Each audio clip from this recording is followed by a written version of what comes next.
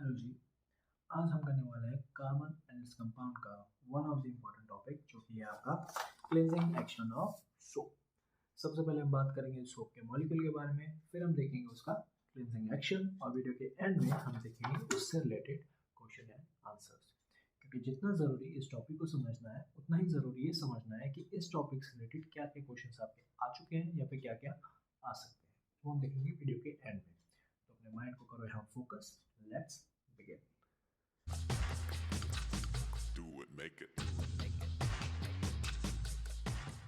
तो cleaning action of soap समझने के लिए हमें पहले समझना पड़ेगा सोप के मॉलिक्यूल को। तो इसको करते हैं साइड। सोप के मॉलिक्यूल को लेकर आते हैं। ये है हमारा सोप का मॉलिक्यूल। देखा भी होगा आपने ऐसे बुक्स में, पढ़ा भी होगा। तो इसके स्ट्रक्चर को पहले एक बार समझ लेते हैं। ये जो है आपका जिगजैग पार्ट, ये होता है basically long chain of hydrocarbon.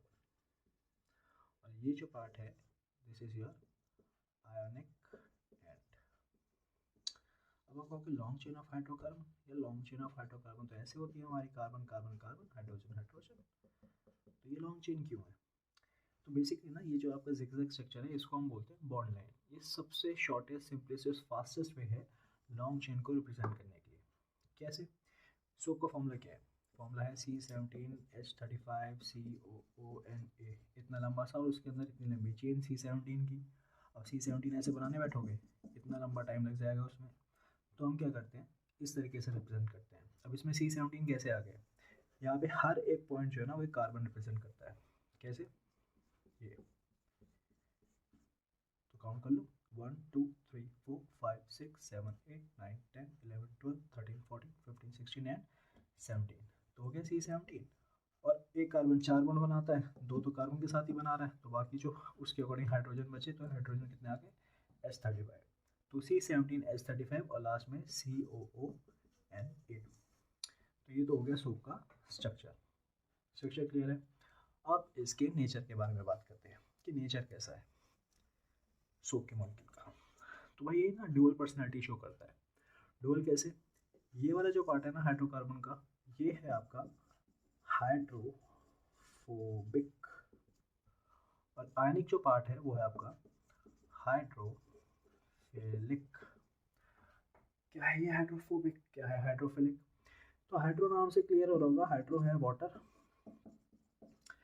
Phobic, phobic means डर, और फिलिक, फिलिक मीन्स अट्रैक्शन या फिर लव। तो क्योंकि ये पार्ट हाइड्रोफिलिक है इसलिए ये पानी के मॉलिक्यूल से क्या हो जाएगा? अटैच हो जाएगा। और क्योंकि ये हाइड्रोफोबिक है इसलिए ये पानी से दूर भागेगा। ये अटैच हो जाएगा, ये अटैच नहीं होगा। तो ये किससे अटैच होगा? ये अटैच होगा डर्ट से। समझे? Long chain of hydrocarbon is your hydrophobic part and ionic and is your hydrophilic part. Hydrophilic attach होगा किससे? वाटर से। और हाइड्रोफोबिक किससे अटैच होगा? डर्ट से। यहाँ तक क्लियर है? अब समझते हैं इसका क्लींजिंग एक्शन कि ये साफ सफाई कैसे करेगा कपड़े की, क्योंकि सारा क्लींजिंग एक्शन इस सोप के मॉलिक्यूल पे ही टिका है। तो उसके लिए हमें क्या चाहिए होगा? उसके लिए हमें चाहिए होगी गंदी शर्ट और उस पर डर्ट, तो वो भी लेकर आनी पड़ेगी। ओके, इसको ले जाते हैं और शर्ट को लेकर आते हैं। तो मान लो ये हमारी हो गई शर्ट। ठीक है जी। और इस पे हमने लगा दी डट, लकी डट। अब क्या करें? अब इसको हम डालेंगे पानी के अंदर। तो इसको हमने डाल दिया पानी के अंदर, और पानी में हमने क्या डाल दिया? सोप।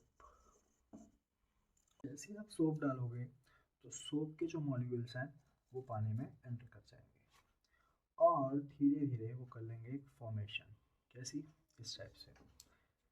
तो ये सोप के मॉलिक्यूल्स अब धीरे धीरे डर्ट को पकड़ने लगेंगे इस टाइप से, और उसके आसपास ना एक घेराबंदी कर लेंगे, एक स्पेरिकल स्ट्रक्चर बना लेंगे इस तरीके से। ठीक है जी। तो ये जो सोप के मॉलिक्यूल ने इसके आसपास स्पेरिकल स्ट्रक्चर बना लिया है, इसको हम क्या बोलते हैं? Micelle formation. अच्छा, एक और चीज़ यहाँ ना बच्चे गलती कर देते हैं, मिसल फॉर्मेशन को ना जनरली वो ये समझ लेते हैं कि जो स्ट्रक्चर है ये मिसल फॉर्मेशन है, ये मिसल फॉर्मेशन नहीं है, ये सोप का स्ट्रक्चर है। Micelle formation is your spherical aggregate of the soap molecule around the dirt, that is your micelle formation. समझे? तो अब यहाँ देखो क्या हो रहा है, जो हाइड्रोफोबिक पार्ट था यानी जो हाइड्रोकार्बन का लॉन्ग चेन था उसने किसको पकड़ रखा है, डर्ट को, और जो आपका आयनिक एंड होगा वो किसको पकड़ के रखेगा, H2O को, H2O को, H2O को आयनिक एंड ने पकड़ रखा है H2O, और हाइड्रोकार्बन की लॉन्ग चेन ने किसने पकड़ रखा है, डर्ट को, और ये हो गई मिसल फॉर्मेशन। यहाँ तक क्लियर? अब इसके बाद क्या होगा, इसके बाद हम कपड़े को करते हैं एजिटेट और रिंस। क्या मतलब है इनका, एजिटेट करने का मतलब हो गया, जैसे फॉर एग्जांपल ये आपके पास एक कपड़ा है, ठीक है। एजिटेट करने के बहुत तरीके होते हैं, जैसे कि आप उसे ऐसे स्क्रब कर रहे हो, या उसे ऐसे ऐसे बीट कर रहे हो, या फिर मशीन में डाल देते हो तो मशीन में ऐसे घूमेगा, फिर ऐसे घूमेगा।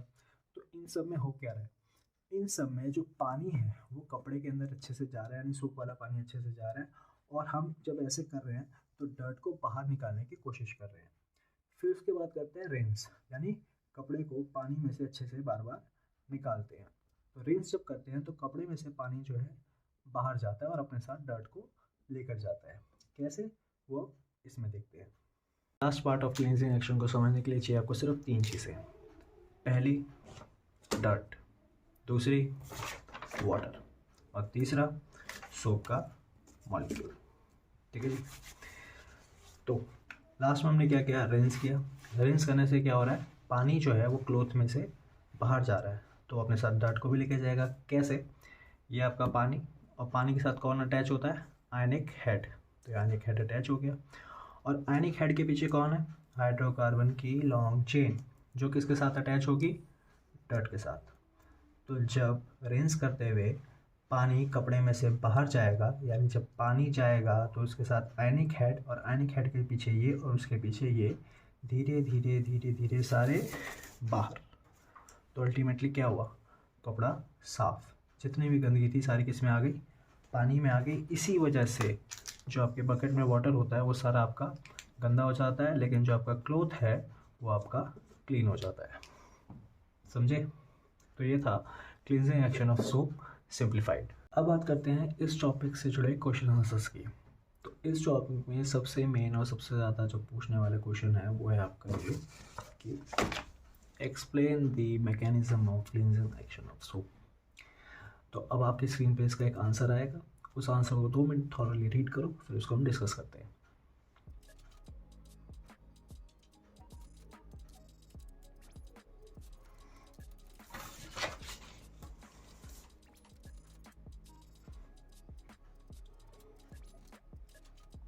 तो आंसर क्या कह रहा है, आंसर कह रहा है कि soap molecule is made up of 2 parts, hydrophobic and hydrophilic.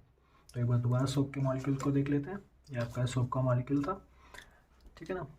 Now the hydrophobic part is a long chain of hydrocarbon which is insoluble in water, and the hydrophilic part is the ionic and which is soluble in water.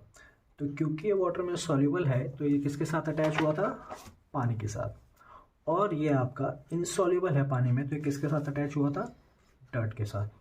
देखा था अभी हमने। Now when the dirty clothes are put in the water containing soap, the soap molecules arrange themselves radially with the hydrophobic part attach to the dirt and the hydrophilic part attach to the water. कैसे, ये अभी देखा हमने, ये dirt थी हमारी, और इसके आसपास सोप के मॉलिक्यूल्स इस तरीके से अरेंज हो गए थे।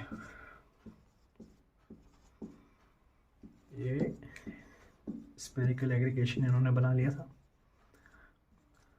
ठीक है ना। तो ये जो पैटर्न है ये आपका क्या है, radial pattern. The soap molecules arrange themselves radially with the hydrophobic part attached to the dirt and the hydrophilic end attached to the water. ठीक है जी। और this spherical aggregation, spherical arrangement of the soap molecule is called micelle. इसको क्या बोलते हैं, micelle formation.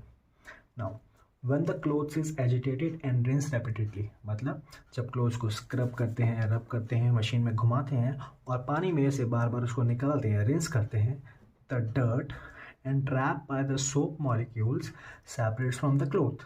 ये हमने देखा था, dirt and trapped by the soap molecules separated by the clothes. क्यों? पानी जाएगा, पानी के साथ आयनिक जाएगा, आयनिक के साथ डर्ट भी बाहर जाएगी. इसी वजह से due to which the water becomes dirty but the clothes get clean. Clear है ये आंसर? तो इस आंसर को रेफरेंस के तौर पे आप यूज़ भी कर सकते हो और चाहो आपको सूट करता है तो आप इसको लिख भी सकते हो. समझे? अब देखो मेन क्वेश्चन तो हमारा डिस्कस हो गया कि explain the mechanism of cleansing action of soap. अब इसी से रिलेटेड और क्या क्या क्वेश्चन बनते हैं तो एक बार वो भी देख लेते हैं. जैसे कि सबसे पहला क्वेश्चन है आपका व्हाट आर मिसल्स. बहुत ही सिंपल सा है. अभी हमने बात की कि जो स्पेरिकल एग्रीगेशन है सोप मॉलिक्यूल की around the dirt is known as micelle. ये तो सिंपल है. Second, why does micelle form when the soap is added to water. और इसी से रिलेटेड तीसरा क्वेश्चन है कि will a micelle be formed in other solvent such as ethanol. समझे कि पानी में मिसल फॉर्मेशन क्यों हो रही है तो क्या इथेनॉल के अंदर भी मिसल फॉर्मेशन होगी? बताओ. पहले समझ लेते हैं. वाटर जो है वो है आपका इनऑर्गेनिक सॉल्वेंट और इथेनॉल जो है वो है आपका ऑर्गेनिक सॉल्वेंट. ठीक है जी. और हमने अभी देखा था कि जो सोप का मॉलिक्यूल है उसमें एक आयनिक पार्ट था और एक हाइड्रोकार्बन पार्ट था. तो आयनिक पार्ट क्योंकि इनऑर्गेनिक में सॉल्युबल है इसलिए वो H2O के साथ अटैच हो गया था और हाइड्रोकार्बन वाला इनऑर्गेनिक में सॉल्युबल नहीं है इसलिए वो डर्ट के साथ अटैच होता है. डर्ट के साथ क्यों? क्योंकि dirt contain oil and grease जो कि जिसके अंदर क्या है हाइड्रोकार्बन है. तो अब इथेनॉल हमारा ऑर्गेनिक सॉल्वेंट, ये पार्ट भी हमारा ऑर्गेनिक है तो ये भी इसके अंदर सॉल्युबल है. लॉन्ग चेन ऑफ हाइड्रोकार्बन भी इसमें सॉल्युबल है और ऑयल और ग्रीस भी इसके अंदर सॉल्युबल है. तो इथेनॉल के अंदर तो सभी सॉल्युबल हो जाएंगे तो कुछ बचेगा ही नहीं अटैच होने के लिए, मिसल फॉर्मेशन करने के लिए. इसीलिए इथेनॉल या और कोई भी ऑर्गेनिक सॉल्वेंट है उसके अंदर मिसल फॉर्मेशन नहीं होगी, पानी के अंदर होगी. क्लियर है? और क्यों होगी? क्योंकि पानी इनऑर्गेनिक है. इनऑर्गेनिक होने की वजह से आयनिक पार्ट अटैच हो जाता है और ये आपका अटैच नहीं हो पाता, इसीलिए ही डर्ट से ये अटैच होता है. क्लियर है? फोर्थ, वो भी सिंपल है. Explain the formation of micelle. इसमें आपको थोड़ा एलैबोरेट करके मिसल फॉर्मेशन बताना होगा. हाइड्रोफोबिक, हाइड्रोफिलिक, डर्टी क्लोथ्स डालेंगे, स्पेरिकल एग्रीगेट बनेगा, इस तरीके से. Last, why is agitation necessary to get clean clothes. Agitation क्यों नेसेसरी है भाई? इसलिए नेसेसरी है कि एजिटेशन में हम क्लोथ को रब करते हैं, बीट करते हैं, मशीन में घुमाते हैं ताकि सोप वाला पानी जो है अच्छे से क्लोथ एब्जॉर्ब कर सके और जब हम उसको सही से एजिटेट करें तो डर्ट जो है वो बाहर जा सके. रिंजिंग का भी सेम पर्पज़ है. बार बार उसको रिंस करेंगे तो पानी बाहर जाएगा. पानी के अंदर सोप मॉलिक्यूल है, सोप मॉलिक्यूल ने पकड़ रखा है डर्ट को तो वो सारा आपका बाहर जा सके. क्लियर? तो ये सारे आंसर्स तो आपकी टेक्स्ट बुक में मिल जाएंगे और आपकी हेल्प बुक में मिल जाएंगे.